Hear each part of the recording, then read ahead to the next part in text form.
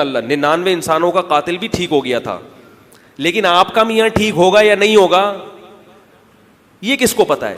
गालिब ये है कि ऐसा सड़ा हुआ आदमी ठीक, हम असबाब के मुकल्लफ हैं कि जब 5 साल में ठीक नहीं हुआ, ठीक है 1000 में से 1% चांस है कि हो सकता है, लेकिन 999 को नहीं देख रहे, उस एक पॉइंट को देख रहे हैं। बर्बाद करनी है ऐसी औरतें।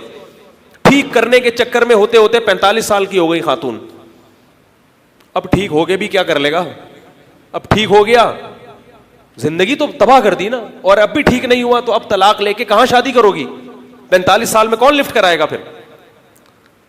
ये हो रहा है घरों में।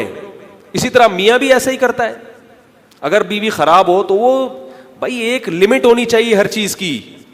किसी को या तो खामियां बर्दाश्त करके जिंदगी गुजारो, अगर नाकाबिले बर्दाश्त खामियां हैं तो औरत अपने शौहर को ठीक होने की का टाइम बता दे कि 1 साल में आपके बाप को भी ठीक होना पड़ेगा, ठीक है ना, 1 साल टाइम है, इंसान के बच्चे बन जाओ, ये पीना पिलाना छोड़ दो, लड़कियों से नाजायज ताल्लुकात छोड़ दो, वरना मैं तलाक ले लूंगी।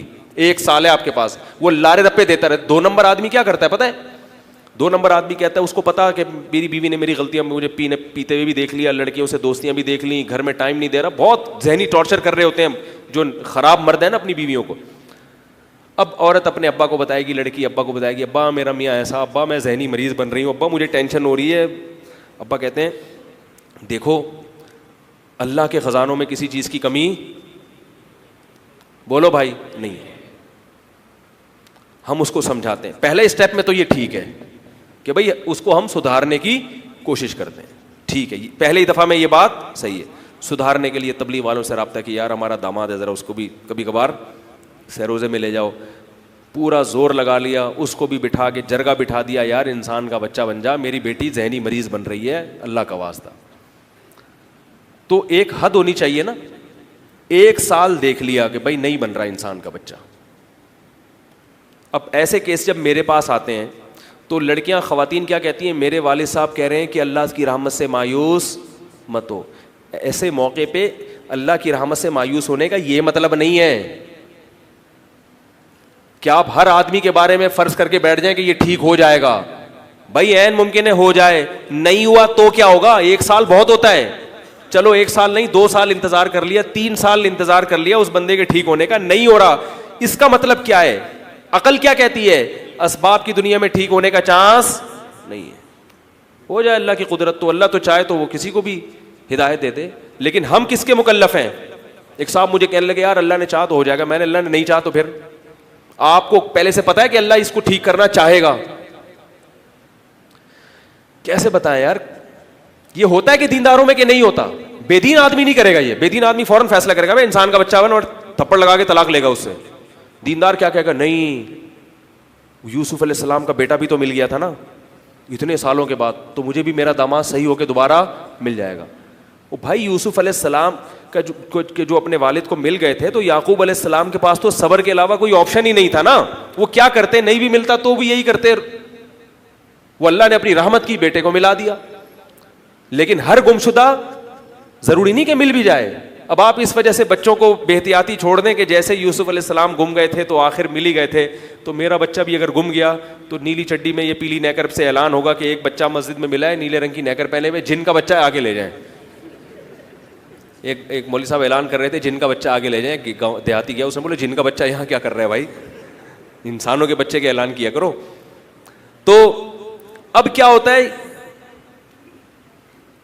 कि नहीं भाई, मैं ऐसे केसेस जानता हूं कि बेटी को बिल्कुल पागल बना दिया, 20 साल बाप ने सब्र किया, अपने नालायक दामाद 20 साल सब्र किया कि अब सही हो जाएगा, अब सही, और बेटी की जवानी बर्बाद कर दी।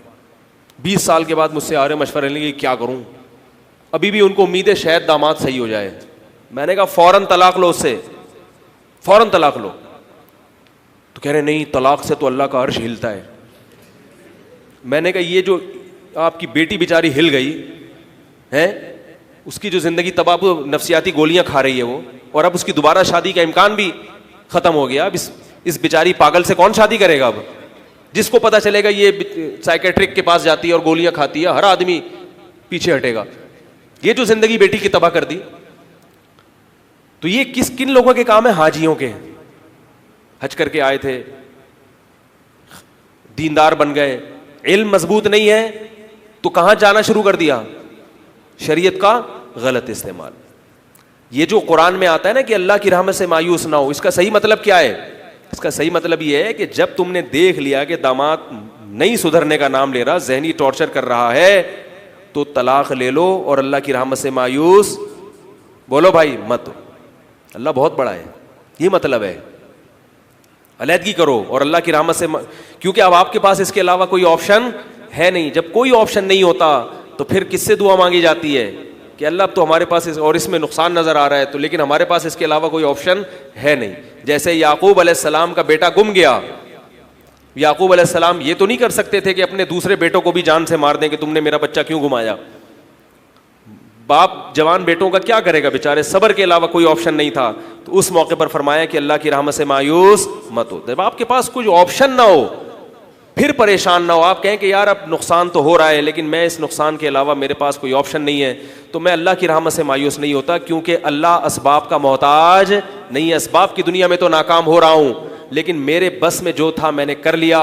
अब अल्लाह अपने से उम्मीद है कि अपनी रहमत के दरवाजे खोलेगा। तभी कुरान में अल्लाह ने क्या फरमाया कि अगर मियाँ बीवी में नहीं बन रही, ये आयतें आप बहुत कम सुनेंगे मिंबरों से। मियाँ बीवी में जोड़ की तो आप सुनेंगे, और होना ही जोड़ ही होना चाहिए असल, लेकिन अगर ऐसी सख्त हालत चल रही है तो अल्लाह ने कुरान में तलाक की तरगीब दी है। क्यों? इस्लाम वो बात करेगा जो कॉमन सेंस के, बोलो ना भाई, मुताबिक हो। फिर ये नहीं कहा कि नहीं नहीं किसी भी तरीके से जोड़ो इनको, नहीं नहीं अल्लाह तो तोड़ना पसंद नहीं करता। अल्लाह ने क्या, वहीं यतफर्रका युगनिल्लाहु कुल्लम मिन साती, अल्लाह फरमाते हैं अगर दोनों का गुजारा